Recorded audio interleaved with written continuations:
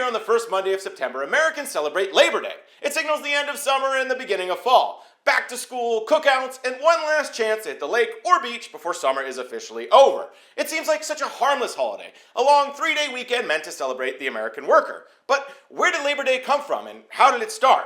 The answer is a lot more complicated and a lot more violent than you might expect. Because behind the cookouts, parades, and long weekend is a story of industrial America, struggling workers, massive strikes, corporate power, and even federal troops sent into the streets. We get into the dark history of Labor Day right now.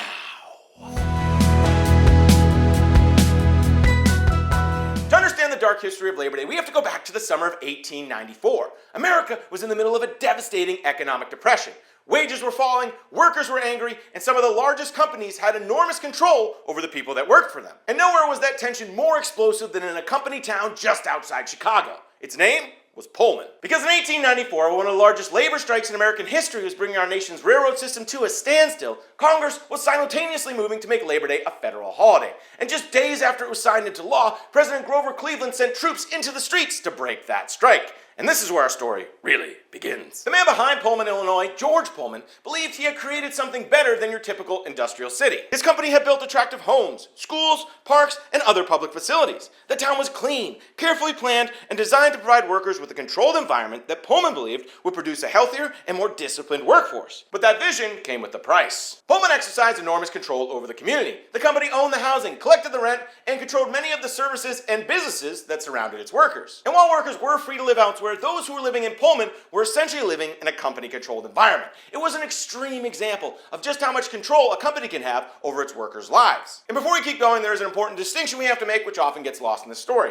Pullman employees were not paid in company scrip, which is money that is only good in businesses controlled by the company. Think like arcade tokens or Disney dollars. They were in fact paid in cash, but the company still had enormous control over them. Workers who were living in company housing still had to keep paying rent even though their wages were falling.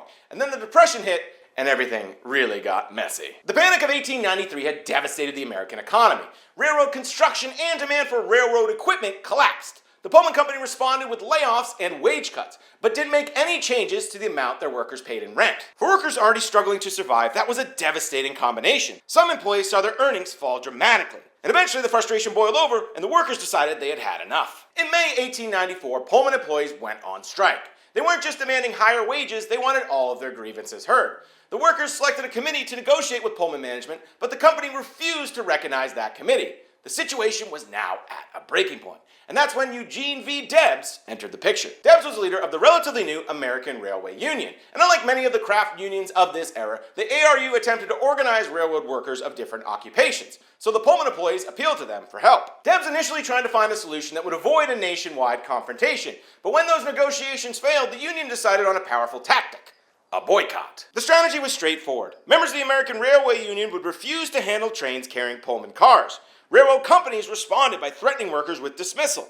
And once workers began walking off the job, the dispute spread rapidly across the railroad network. By late June, the Pullman boycott had become a national crisis. The disruption was enormous. Rail traffic across much of the country was severely affected, particularly west of Detroit. Freights were delayed, railroad operations were disrupted, and because much of the country's mail was delivered by train, the federal government argued that the strike was interfering with the delivery of the U.S. mail. So what started out as a dispute at one company had now become a huge confrontation involving organized labor, some of the nation's largest railroad companies, the courts, and the federal government. And so Washington decided to intervene. On July 2nd, a federal judge issued an injunction against the strikers and the American Railway Union. The order prohibited them from interfering with railroad operations and the movement of trains carrying U.S. mail. Debs and the union challenged the government's actions, but the confrontation continued to escalate. Then, President Grover Cleveland took the extraordinary step of sending federal troops into Chicago. The government's intervention didn't restore order immediately. Instead, the situation became even more violent. Railroad cars were set on fire and destroyed. Crowds clashed with police, railroad security, and troops. And on July 7th, Illinois National Guard troops fired into a crowd in Chicago. By the time the violence had subsided, roughly 30 people had been killed, with many more injured. The exact death toll varies depending on the source, but the scale of the violence was undeniable. And this is one of the darkest parts of the story. The federal government wasn't just simply standing there on the sidelines. They were taking action, violent action, against their own people. The government had intervened directly in a labor dispute, using federal injunctions, marshals, and military force to help restore railroad operations. The Pullman boycott was eventually broken. By mid-July, Debs called off the strike, and the American Railway Union was effectively destroyed. But the confrontation showed just how far the federal government was willing to go to stop a nationwide labor dispute. Debs wasn't finished, though. He was arrested and prosecuted for violating the federal injunction. He was eventually convicted and sentenced to 6 months in prison. The Pullman Strike had failed, but it had changed American politics, and it also left behind one of the strangest ironies in the history of Labor Day. Remember that federal holiday that Congress had just created? Well, it wasn't actually a brand new idea. American workers have been celebrating Labor Day for more than a decade. The first known Labor Day celebration took place in New York City in 1882. Over the following years, cities and states around the country adopted their own celebrations. By 1894, more than 20 states had already recognized Labor Day in some form. So Congress didn't invent the holiday, they just made an existing labor tradition a federal holiday, although the timing is a little suspicious, because a federal Labor Day bill had actually been introduced in the Senate in August of 1893.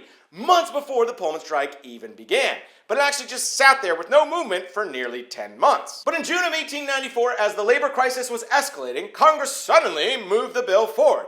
The Senate passed it, the House quickly followed, and on June 28th, President Grover Cleveland signed it into law. The first Monday of every September would officially be Labor Day. So was Labor Day a political bribe? That might be a little bit too simple. There are already traditions that were well established, and the bill was already in Congress well before the Pullman Strike.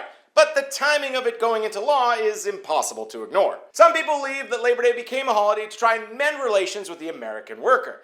It's kind of funny though, because Congress was simultaneously at this time fighting organized labor and creating a holiday to celebrate it. Make up your mind, government, jeez. And that raises another question. If this is supposed to be a holiday for workers, why have it in September? Why not May 1st?